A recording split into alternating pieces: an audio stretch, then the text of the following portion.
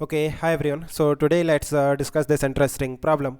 So it says the displacement of a particle is given by r is equal to a I cos omega t plus j sin omega t. The motion of the particle is fine. So ये जो equation आपको दे रखा है, you should be familiar with this equation. ये equation एक circular motion का equation है vector form में.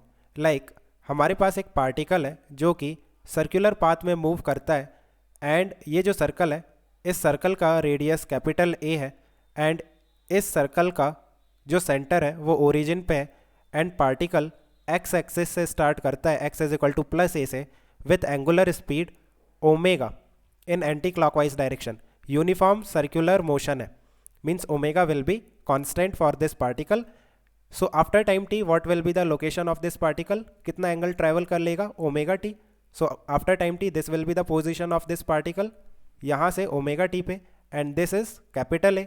देन आप देखो एक्स कोऑर्डिनेट कितना होगा इस पार्टिकल का, X coordinate will be A, this is A, right, A cos omega T, and Y coordinate कितना होगा, A sine omega T. Y coordinate ये रहा, सो ए का sine omega T, right. Now position vector किस तरह से लिखोगे, X I cap plus Y J cap. So just put the values, x की जगह ये पुट कर दो और वाई की जगह ये पुट कर दो, देन ए कॉमन आ जाएगा and you will get the same equation.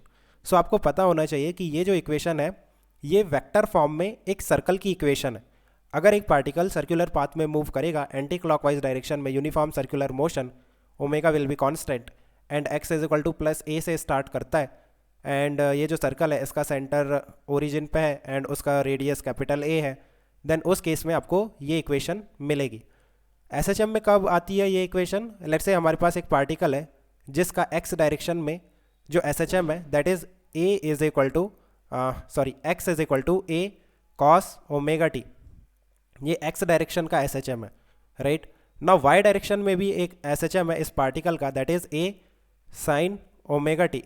जब ये दो परपेंडिकुलर एसएचएम इस पार्टिकल पे हम सुपर इम्पोज कर देंगे, देन इसका जो मोशन होगा एक यूनिफॉर्म सर्कुलर मोशन होगा, राइट. इस तरह से आप देखो X I cap plus Y J cap, that is the position vector of the particle. So ये जो इक्वेशन निकल के आ रही है that is the vector form of a equation of a circle. Circle की इक्वेशन का वेक्टर फॉर्म है. So I think you have understood. Let me know if you still have any confusion. We can discuss further. Okay guys, keep working hard. Best of luck. Bye.